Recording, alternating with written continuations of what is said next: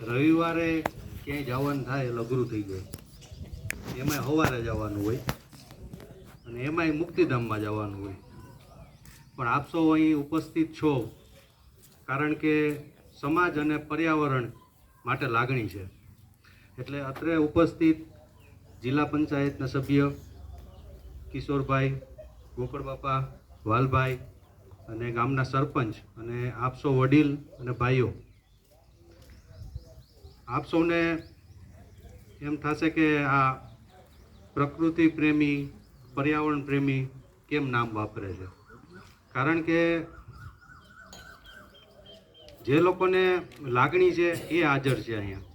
અને સ્મશાનમાં તો જેડા દ્વારા, આપણા સરકાર દ્વારા જેડાજી છે એ આવા સ્ટેન્ડ આપે જ છે, જેમાં 300 થી 400 કિલો લાકડા જોઈએ એક માનવ મૃતદેહને અગ્નિ સંસ્કાર કરવા માટે, અને 3 થી 4 કલાકનો સમય જોઈએ છે. તો હવે એ 3 થી 4 કલાકના સમયમાં એક માનવ મૃતદેહનો અગ્નિ સંસ્કાર થાય એવા સ્ટેન્ડ સરકાર દ્વારા આપવામાં આવે છે. એના લોકાર્પણ મેં નથી જોયા, પણ આજે આપણે વિશેષ કાર્ય કર્યું છે. એના માટે આપણે લોકાર્પણ છે સ્મશાન ભઠ્ઠીનું, જેમાં 100 કિલોની અંદર માનવ મૃતદેહનો અગ્નિ સંસ્કાર થઈ જાય છે અને 1 થી 1.5 કલાકમાં જ આપણે એનું અંતિમ વિધિ બધી પૂર્ણ કરી લઈએ છીએ.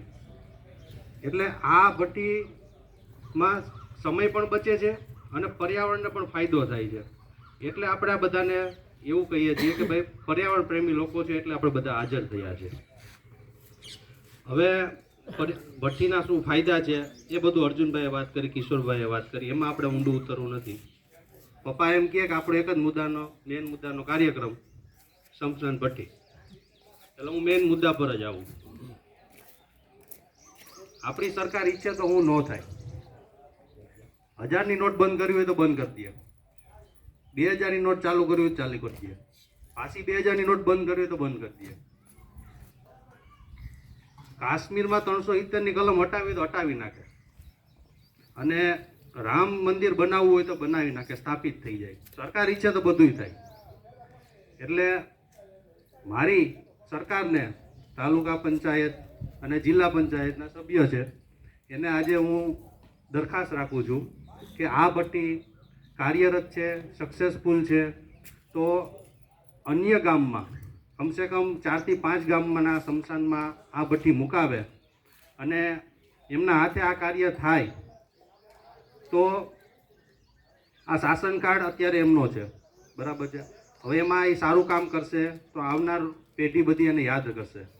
તો આ ભઠ્ઠી જો મુકાશે તો પર્યાવરણને પણ ફાયદો થવાનો છે અને સાથોસાથ માનવ કલાક બચશે, જે દેશના અર્થ ઉપાર્જનમાં કામ આવવાનું છે. બધા આવતા હોય, બધા ફ્રી ના હોય અને આ સમય નક્કી ના હોય કે ક્યારે જવાનું થાય. એટલે ઘણા ફાયદા છે આના.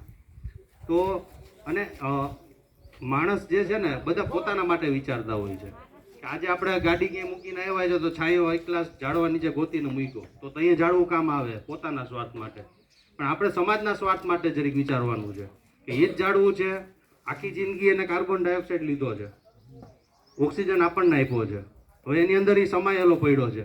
હવે એ જ્યારે પડશે કે એને કાપશું, એને તમે સળગાવશો એટલે બધું હવામાં દઈ દે, પાછું આપણને આપણું આપી દઈ જાય.